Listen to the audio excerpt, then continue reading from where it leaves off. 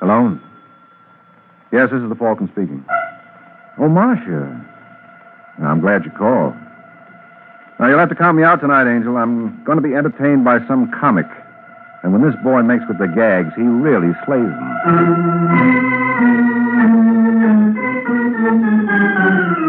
This is Ed Hurley, friends, inviting you on behalf of the Kraft Foods Company to listen to The Adventures of the Falcon, starring Les Damon.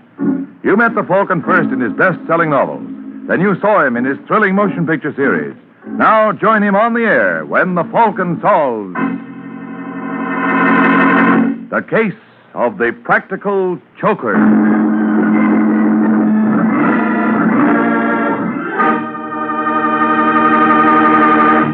Before we join the Falcon for his latest adventure, I'd like to tell you about 9 of the handiest little menu helpers you ever had in your kitchen. They're the 9 famous Kraft cheese spreads, and they really are handy for making snacks and sandwiches, salad toppings, and appetizers. All of the Kraft cheese spreads, the mild-tasting ones and the sharp-tasting ones, too, are delicious. And they're all the very finest quality because they're made by Kraft. So, tomorrow, get several of the 9 famous cheese spreads made by Kraft.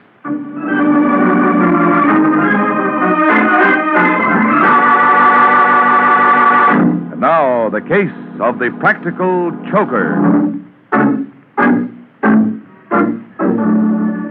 It is Sunday afternoon in New York, and in a parked car outside the Club 91, a bad actor named Chuck Morgan and a blonde named Linda Stewart are rehearsing a new comedy routine.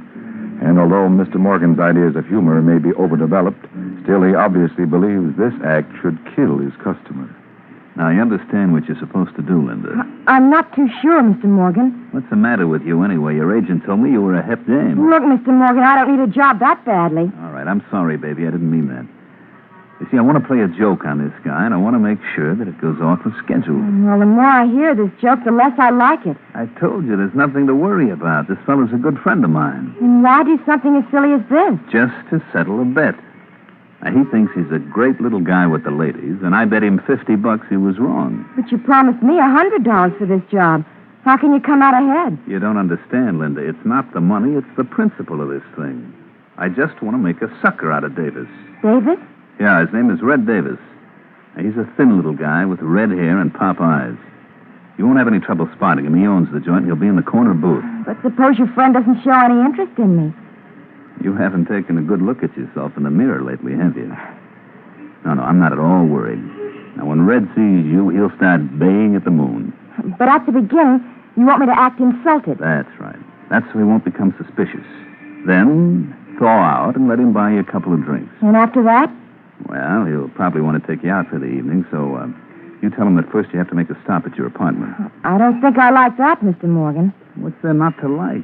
This is on the up and up. When you get to your place, I'll be waiting for you. And that's where you're going to tell Mr. Davis it's just a joke. That's right.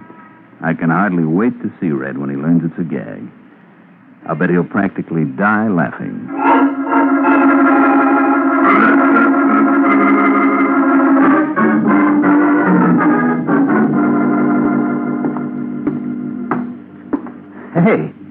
Hey, where do you live anyway, Linda? It's just the next floor, Mr. Davis. Oh, cut it out. You promised you were going to call me Red. I'm sorry. Red, do you know a man named... Man named who? Forget it. You know, I don't get you, Linda. When I first saw you in the club, I immediately said to myself, now there's a dame with class. I was surprised when you gave me a tumble. Well, I don't often do things like that. It was an impulse, huh? Yeah. I understand. I get them all the time. Where do we go now? It's this apartment here. Oh, here. Let me help you. It's all right. I can manage. Come in. Thanks. Hey, nice layout you got here, Linda. I think I'm going to like this. I wouldn't bet on that, Red. Morgan. Oh, then you do know each other. You dirty little double-crosser. But he told me it was a joke. The joke's over now, honey. You can beat it. Now, see here, Mr. Morgan. I said beat it. I don't If you're a smart girl, you'll keep your trap closed. Now, go on. Listen, Morgan. Shut up. I don't want any conversation from you, Red. I just want my dough. What dough? Don't play dumb. The 60 grand you owe me on the Robinson fight. Oh, that. What'd you think I was talking about? Well, you see, I'm kind of low, Chuck. I've been running in tough luck lately. From now on, it's going to get worse. You know, all the boys are laughing at me for letting you hang me up. A man in my position can't afford that. It might give other people ideas. Look, Morgan, suppose I pay you a little at a time, huh? What do you call a little? Well, I could give you 10 grand now and the balance Keep next... your hands up. I was just reaching for my wallet. You got that dough on you? Yeah. Okay, let's have it. Sure. I was going to give it to you all the time. All right, Morgan. Put 'em up. Put away that gun, Davis. Act your age. Well, Mr. Morgan, who's the joke on now? I guess it's me. And you're not kidding. That's okay, Red. I'll see you again. And I'll lay you odds next time you won't be this lucky. I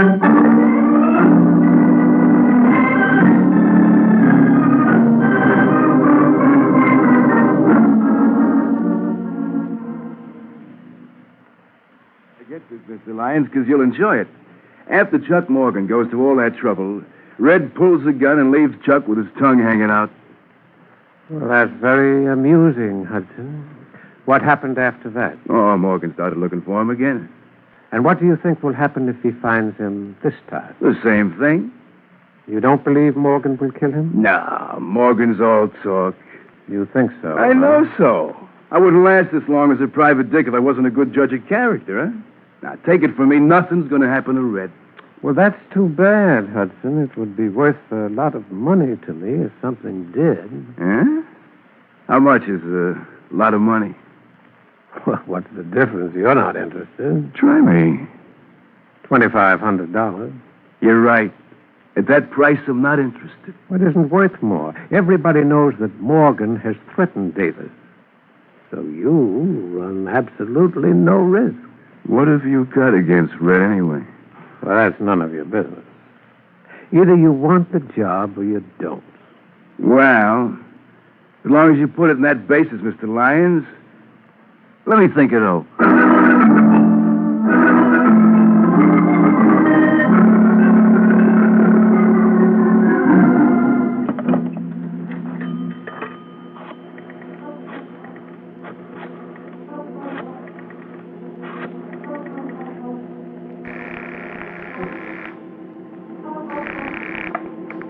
1191, good evening. Oh, Victor, this is Red. Oh, yes, Mr. Davis. I'm in a booth at the corner of Madison and 46. Anybody been around the joint asking for me? Several gentlemen. What'd you tell them? That I had not heard from you all day. Good. Norma there? Who? My wife, stupid. No. Mrs. Davis has not been in all evening. Well, when she gets there... cut that out. What's the trouble? Some characters in a hurry to use the phone. Hold it a second, Victor, till I take care of this pest. Now, listen, you. How would you like a good... Oh, punch. Punch.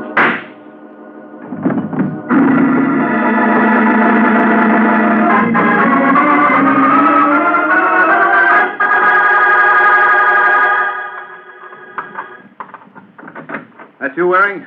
What the... Shut the door. Listen, Morgan. Shut it. Just keep your hands right where they are. What are you doing here, Chuck? Red Davis was knocked off a couple of hours ago. That still doesn't answer my question. I don't see why not. One, the cops think I did it. Two, you can prove I didn't. Now, does it add up? Not to my liking. You better get somebody else. Listen, Waring, maybe I haven't handled this right, but I didn't kill Red. And why don't you tell that to the police? You don't think for a minute they believe me? Suppose I told you I don't either. Now, look, Mike, I know you don't like me, but give me credit for a little intelligence. If I was going to knock off Davis, would I shoot my mouth off all over town? So? So I tell you I didn't kill him. Then who did? I got no idea. Okay, Morgan. I'll see what I can do for you. But first, I want you to surrender to the cops. Oh, no. All right, then it's no deal. Now, wait a minute, Mike. I'll make you a proposition. No, I'm not interested. For Pete's sake, give me a chance, will you? I'm convinced that with any luck, you can clean this up in a couple of hours. If you haven't by then, I'll give myself up. What'll you do in the meantime? I'll stay right here. What's to prevent me from walking out and calling the police? Nothing. Oh, you just trust me, huh? I don't have any other choice. What do you say, Mike? Well, this is against my better judgment, Morgan. But you got yourself a boy.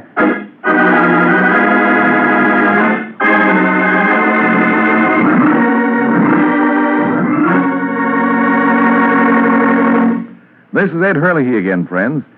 This time of year, especially, everybody longs for something just a little bit different to pep up tired winter menus. So this idea for a tempting salad may be just what you want. It's an easy salad to make. You just take a good-sized green pepper, scoop out the center, and stuff the pepper with Kraft's delicious olive pimento cheese spread. Then chill, slice into pinwheels, and serve each slice on a crispy lettuce leaf. Mmm. Oh, what wonderful eating. Kraft olive pimento is an extra delicious cheese spread, filled with juicy bits of red pimentos and fine green olives. And like all 9 of the good-eating Kraft cheese spreads, it's a wholesome dairy food made from only the finest, purest ingredients. And smooth, it's smooth as satin. Spreads perfectly for sandwiches and snacks. Try Smokell and Kraft cheese and bacon spread, and all of the 9 Kraft cheese spreads. Look for them in gay, colorful, tulip-designed drinking glasses. Collect a whole set while you're enjoying these delicious spreads. You know, Kraft cheese spreads are so delicious, they're America's favorites. So be sure you get the cheese spreads made by Kraft.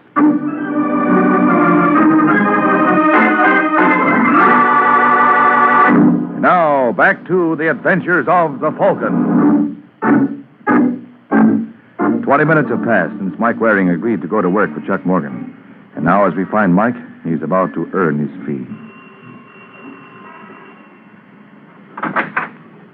Yes, Mrs. Norma Davis?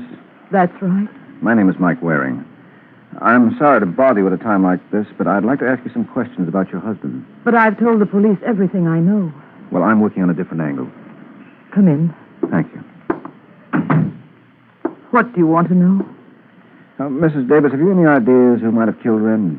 Yes, Chuck Morgan. I mean, besides Morgan. No. Red didn't have an enemy in the world. Now, you know that's not true, Mrs. Davis. Your husband wasn't exactly the most popular citizen in New York. How dare you say that to me? Well, I only... I won't have you talk that way about him. I'm tired of these insinuations. How do you know what kind of man Paul was? Well, I'm sorry. You're sorry. Go on, get out. Mrs. Davis, look, all I don't want to hear any more about it. Now leave me alone. Permit me to congratulate you, Mrs. Davis. That was a marvelous performance. Why, thank you, Mr. Lyons. You think I convinced him I was a broken-hearted widow? How could you help it when you practically convinced me? Come here, darling, and let me console you.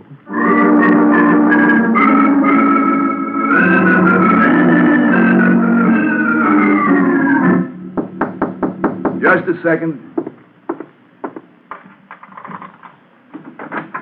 Yeah? I'm looking for a guy named Larry Hudson. Well, look no further, Mr. Morgan. You, Hudson? That's right. One of my friends told me you wanted to see me. He told you right. Care for a drink? Yeah, I could stand one. Help yourself. Bar's in the corner. Pour me one while you're at it. You're in a bad spot, Chuck. You bring me up here to tell me that? Yeah. Yeah, you see, I know who killed Red Davis. What? You heard me. Oh, that one mine? Yeah. Thanks. Say, how you fix for cash? What do you mean? Well, I got a lot of information to sell. It's going to the highest bidder. You mean you can clear me? I'm not doing any more talking until I see the color of your dough. How do I know you got merchandise? I'll give you a sample. Did you know that Davis's wife was two-timing him? With whom? Oh, no, that's all you get free. But you can use this kind of stuff, can't you? Listen, Hudson, I want you to talk to Waring. Oh? Mike Waring, the Falcon. He's working for me. Are you kidding? No. Will you talk to him? Sure. Providing I can make a buck. I'll take care of you. I'm going back to Waring's apartment. I want you to call him there in about 15 minutes. Well, I'll be sitting right here at the phone. Tell him what you told me about Mrs. Davis. Oh, no good. Get the dough up first. Now, look, Hudson, I only got $1,000 on me. I'll give you another 4 the next time I see you. Ah. Okay, Morgan. You got yourself a deal.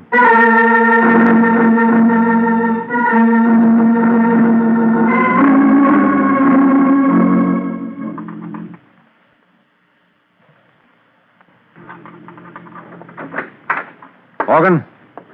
Chuck!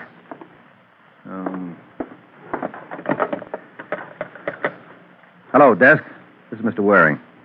There was a man waiting in my apartment. By any chance did you... Never mind. Come in. Hello, Mike. I'm just asking for you, Morgan. Where the devil have you been? Out? That tells me a lot. I thought you agreed to stay right here. I know, but I had to see somebody. Who? Suppose you tell me what you found out first. Well, not very much. Every lead I explored came back to you. Did you see Mrs. Davis? Just for a few minutes. What'd you think of her? She seemed all broken up over her husband's murder. She was kidding you. What makes you think so? Because I've been doing a little checking on my own. She's been holding hands with some guy who wasn't her husband. Where'd you get that from? Private dick named Larry Hudson. Oh, that lying thief. I don't care what he is, Mike. He's got the evidence to clear me. Who did he say killed Davis? He wouldn't tell me, but I made him promise to talk to you. We should be calling you any minute. Listen, Morgan, I wouldn't trust that guy on a stack of Bibles. What'd you give him? Give him Yes, a guy like Hudson doesn't talk for free. How much you promise him? $5,000. Well, you better save your money. But I tell you, he can clear me. There, that's probably him now. Hello. That's you wearing? That's right, Hudson. I take it then you've talked to Morgan. Yeah. Well, what do you think? What I think is unimportant. Morgan tells me you can clear him. Sure. For a price. Well, for my part, I'm not interested. You got to talk to him, Mike. I don't like it, Morgan. Neither do I, but if this guy can save my Well, neck... make up your minds, boys. They ain't got all week. Okay, Hudson. We'll be over in an hour.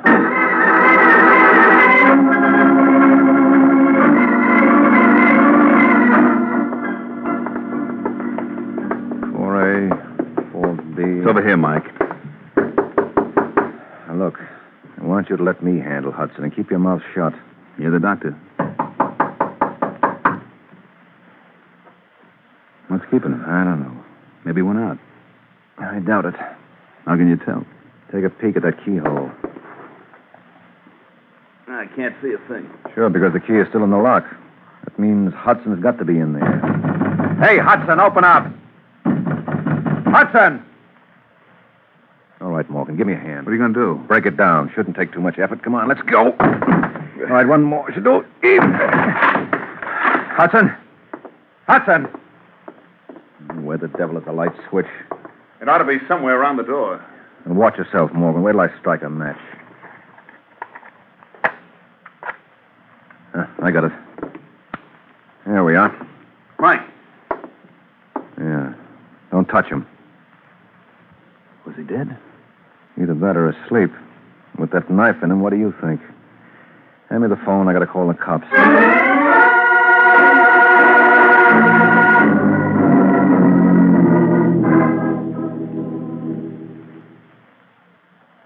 A nice piece of work, Mike. A very nice piece of work.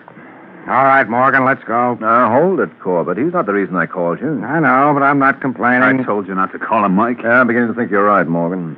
For the same dime, I could have phoned someone with brains. What kind of a crack is that? Well, in case you hadn't noticed, Sergeant, that's a body in that chair. It'll keep. But as long as you raise the point, why did you kill him, Morgan? You crazy? I just got here with Waring. Don't hand me that. It's the truth, Corbett. So you're going to be his alibi. Yep. And you better listen to me unless you want to look like a jerk when we get to headquarters. Now, how long would you say Hudson was dead? Yeah, not too long. Body's still warm. Could be anywhere from 15 minutes to 3/4 of an hour. And that lets Morgan out. I don't see how. Because he was with me every minute from the time I got Hudson's call to the time we broke down the door. And the whole business took at least an hour. Your word's not good enough, Mike. Okay, Sergeant. If you don't believe me, you can check with the switchboard at my place and the doorman downstairs. And if that's not enough, I'll dig up the hacky who drove us over. That still doesn't mean Morgan couldn't have killed Red Davis. Oh, now, come on. Use your head, Sergeant. You know both these murders were committed by the same party. Hudson knew who it was, and that's why he was killed. I still say it was Morgan. You're crazy. Hudson was going to clear me. Keep quiet, Morgan. All right, Sergeant. I'll advise him to confess if you can show me one thing. What? How did he get in here?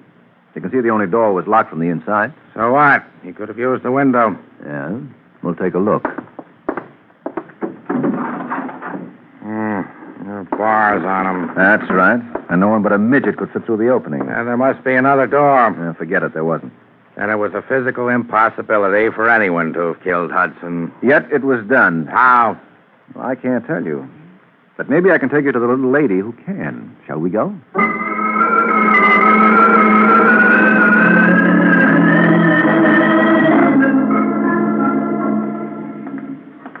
Listen, Mike, if the DA ever finds out I let Morgan go, he'll have... Wait a minute. Huh? Isn't this where Red Davis lived? That's right, Sergeant. Well, you can't bother his wife now.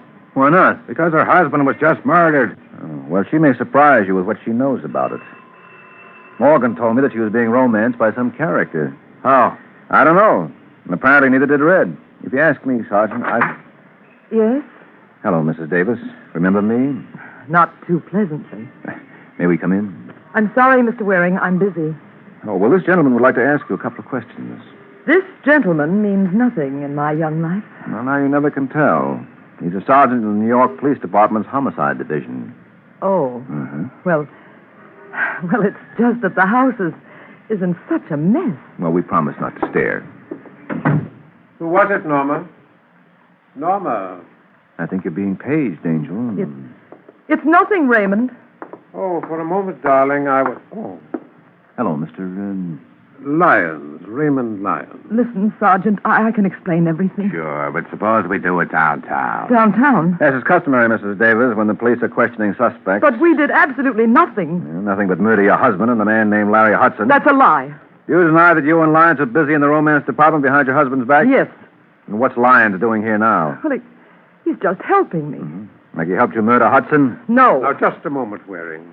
I thought this gentleman was the officer of the law. You're right, Lyons, but if you think my questions are going to be less embarrassing, you're in for a bad shock.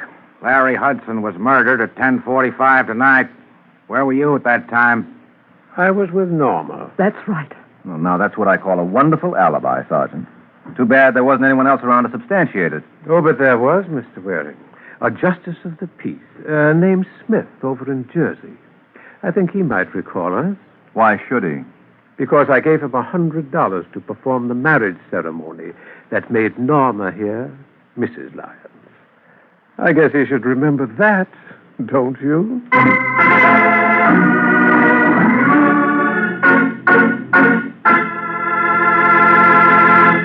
This is Ed Hurley again, friends, and I'd like to help you find out about the 9 most delicious cheese spreads you'd ever want to taste. They're the 9 famous cheese spreads made by Kraft. They're delightfully mild-tasting ones, such as Kraft Pineapple Cheese Spread, Kraft Olive Pimento, and Kraft Relish. And there are sharp-tasting ones, too, like Roca, Smokell, and Kraft Limburger Cheese Spread. All of them are mighty good to eat. And they're good for you to eat, too, because they're wholesome dairy foods made from only the finest ingredients. For quick, easy snacks and sandwiches, keep your refrigerator stocked with several of the 9 delicious Kraft cheese spreads.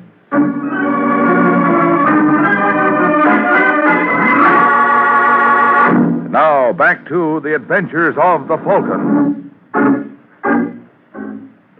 A half hour has passed since Norma Davis and Raymond Lyons punctured Mike's theory by coming up with an unbreakable alibi. And now, as Mike drives home with Sergeant Corbett, he still refuses to accept the obvious. Doesn't make sense, Corbett. I tell you, it doesn't make sense. Hey, will you watch where you're driving? Something screwy about that marriage. You saw the license? Well, doesn't it strike you as strange that within 12 hours after her husband is murdered, Mrs. Davis marries another man? Of course it does. There's no law against it. No, but an alibi like that must have a hole in it. Yeah, you show me where. And after you do that, show me how either Mrs. Davis or Lyons could have murdered Hudson. If it was a physical impossibility for Morgan to kill him, it applies to them, too. Oh, hold everything. What's the matter? Oh, what a chump I've been. Well, they say confession is good for the soul.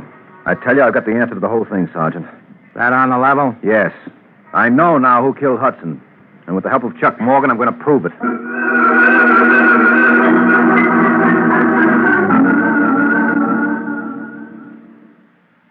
See what you're driving at, Mike. I don't know anything about Mrs. Davis except what I told you before. Well, how did you discover she was seeing Raymond Lyons? I didn't know it was Lyons. All Hudson told me was that it was some man. Mm-hmm. How well did you know Hudson? I met him for the first time today. He got in touch with one of my friends and said he wanted to see me. Well, that puts us right back where we started. Look, Mike, why don't we drop the whole business? Yeah, you'd like that, wouldn't you? Well, sure. The cops know now that I couldn't have killed Hudson. That's where you're wrong. You mean they still No, they don't. But I do. What are you babbling about? Morgan, I know how you managed it. Do you? Yes, it was pretty clever. I can't blame myself for not seeing it sooner. No wonder you insisted I go up and see Hudson. I'm still waiting to hear you explain how I killed him. Well, I'm saving that for the cops. Ah, don't kid yourself, Mike. You've done all the talking you're going to.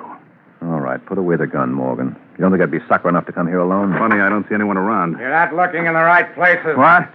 Get down, Mike. I'm warning you, Morgan. You better throw your gun in the middle of the room. You want it, Sergeant? Come here. Watch it, Mike. He may be acting. With that hole in his forehead, Corbett, it doesn't call for much ability. I think you better phone the coroner.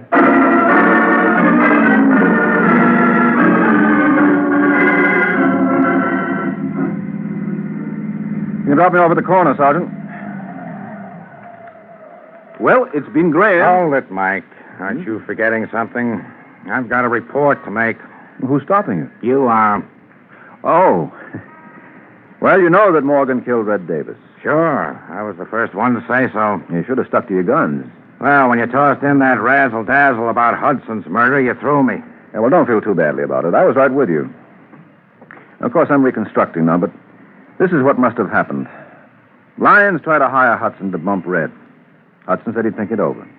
When Red was killed, Hudson knew immediately that if he hadn't done it, Morgan must have. I don't see how that follows. It could have been Lyons. If Lyons were willing to do the job, why did he approach Hudson in the first place? No, it had to be Morgan.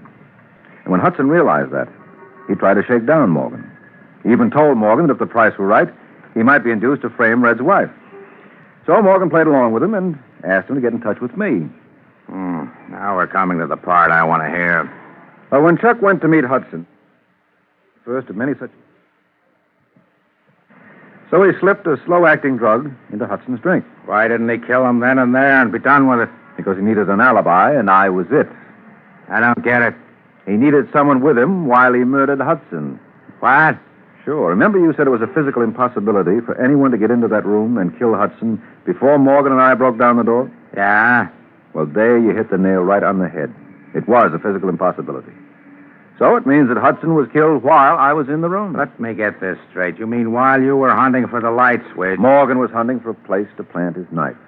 Wasn't he taking quite a chance there? Oh. Hudson was drugged, so he couldn't make an outcry. And the knife makes no noise at all. Well, that'll learn you. The next time I say something, you'll listen. I told you Morgan was the killer all along. Yeah, well, you'll have to forgive me. I've been hearing so many radio shows. I forgot it wasn't unconstitutional for a cop to be right.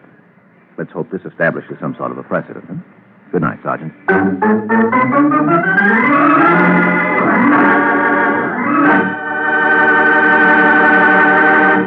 It's wonderful as a spread, delicious as a seasoning, superb as a flavor shortening. It's Parquet Margarine, that marvelous all-purpose margarine made by Kraft.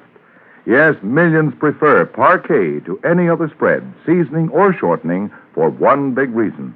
It tastes so good. And it tastes so good because it's always fresh. In states where the law permits, get yellow Parquet in its new aluminum foil Flavor Saver wrap. Elsewhere, get the regular package or Color Quick bag. Get Parkay, Parquet Margarine made by Kraft. It tastes so good.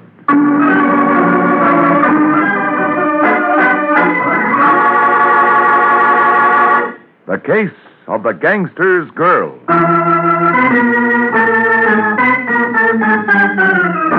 The Case of the Gangster's Girl. That's the title of next week's adventure of the Falcon, when Mike Waring learns that somebody who starts out to be a stool pigeon is likely to end up being a dead pigeon.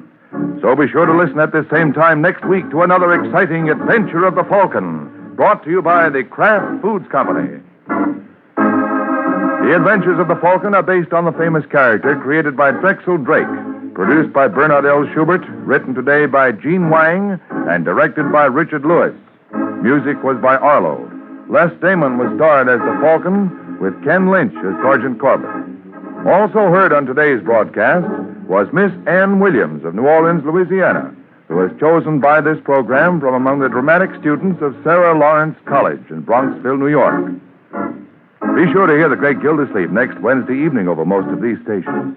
In next Wednesday's broadcast, Gildy comes face to face with an hilarious problem and solves it in a way that will keep you laughing for days. Remember the show, the time, and the place. The Great Gildersleeve, next Wednesday evening over most of these stations. Check your newspaper for time of broadcast. This is Ed Hurley speaking for the Kraft Foods Company. Monty Woolley, Jack Haley, and Judy Holliday join the big show on NBC.